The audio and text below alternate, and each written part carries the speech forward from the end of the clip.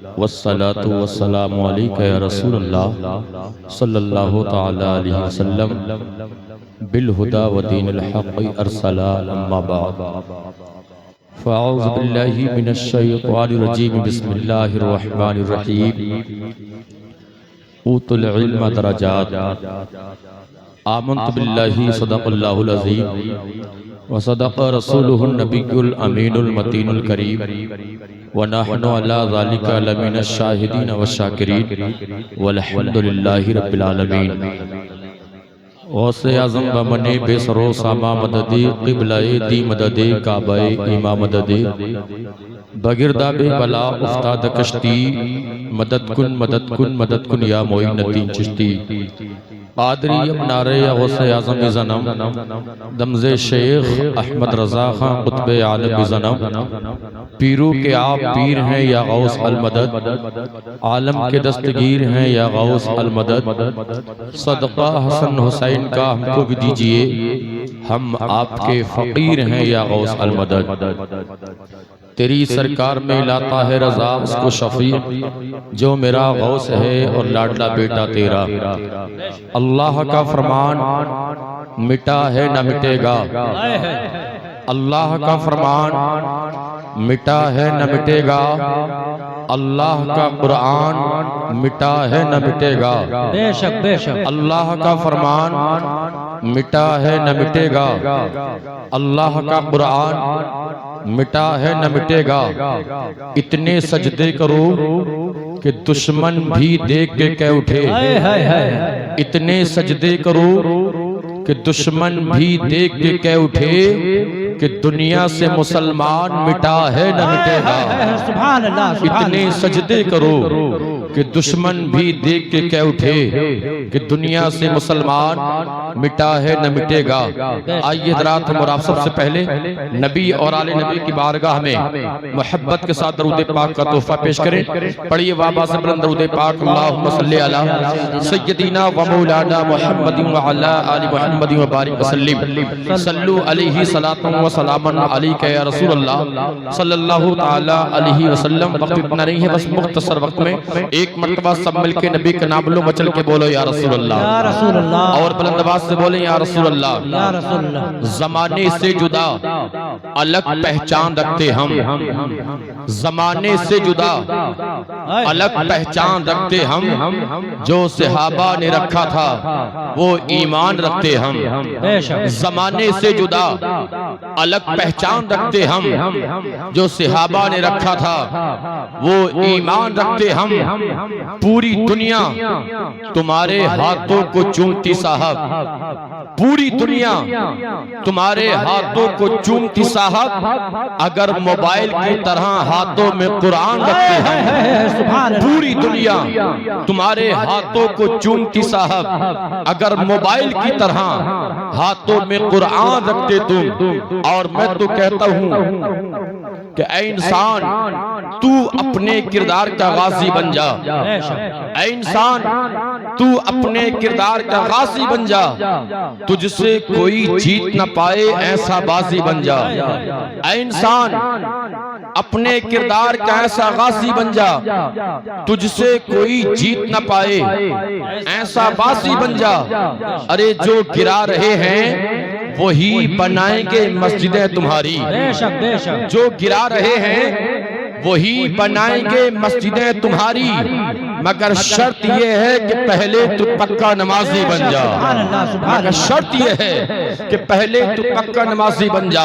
میں نے جس آیت کریمہ کو مجھے سخن بنایا اوتوا العلم درجات یعنی جو علم حاصل کرتا ہے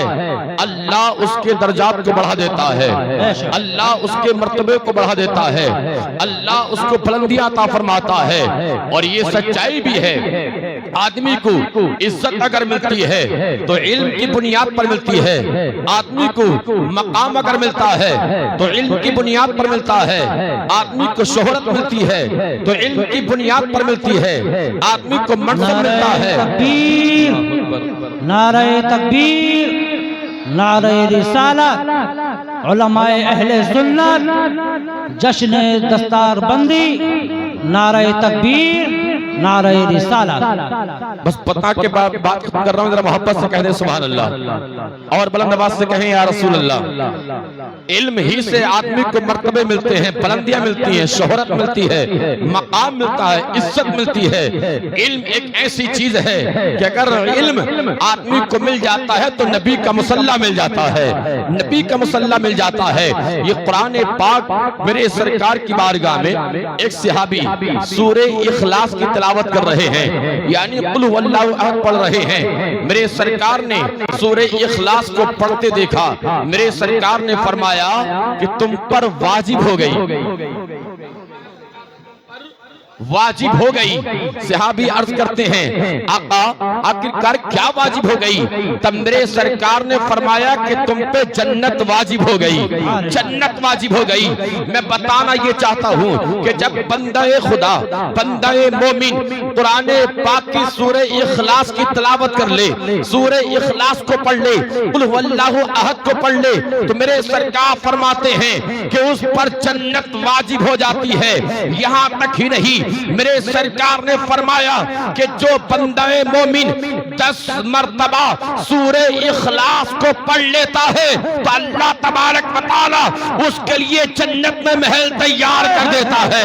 اللہ اکبر. حضرت عمر فاروق اعظم رضی اللہ تعالی عنہ نے میرے سرکار سے جب یہ بات سنی تو مسکرا اٹھے اور عرض کی یا رسول اللہ یہ تو ہم اپنی قسمتوں پہ جتنا ناز کریں اتنا کم ہے. کہا میرے سرکار نے فرمایا عمر کیا کہنا چاہتے ہو؟ کہا آقا آپ ہی نے تو فرمایا ہے کہ جو 10 مرتبہ سورہ اخلاص کی تلاوت کر لیتا ہے، دل سے پڑھ لیتا ہے تو اللہ اس کے لیے جنت الفردوس میں محل تیار کر دیتا ہے. اگر ہم 20 مرتبہ پڑھیں گے تو اللہ ہمارے لیے 2 محل تیار کرے گا، 30 مرتبہ پڑھیں گے 3 محل تیار کرے گا، 40 مرتبہ پڑھیں گے 4 محل تیار کرے گا. میرے سرکار نے فرمایا ہاں ہاں اللہ کی جنت اتنی بڑی ہے کہ اللہ پوری دنیا کا ہر ایک آدمی توبہ کر کے کلمہ پڑھ کے اسلام میں داخل ہو جائے، جتنی مرتبہ 1000 مرتبہ بھی اگر سورہ اخلاص کو ہر ایک بندہ پڑھے گا تو اللہ سب کو محل عطا کرے گا. سبحان اللہ.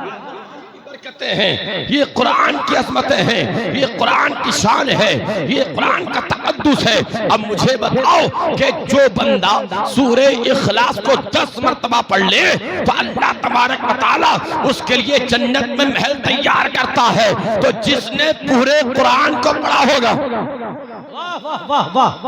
قرآن کو پڑھا ہوگا، پھر اس کے محل کا عالم کیا ہوگا، اس کے جنت کے اندر کتنے محل بنائے ہوں گے. یاد رکھو میرے سرکار نے فرمایا کہ اپنے گھروں کو قبرستان نہ بناؤ. مقصد یہ ہے کہ اپنے گھروں میں سجدے بھی کرو، اپنے گھروں میں اللہ کے قرآن پاک کی تلاوت بھی کرو. میرے سرکار فرماتے ہیں کہ جس گھر میں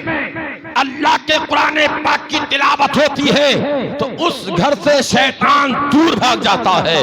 شیطان دور بھاگ جاتا ہے. میرے سرکار نے فرمایا کہ جس کا سینہ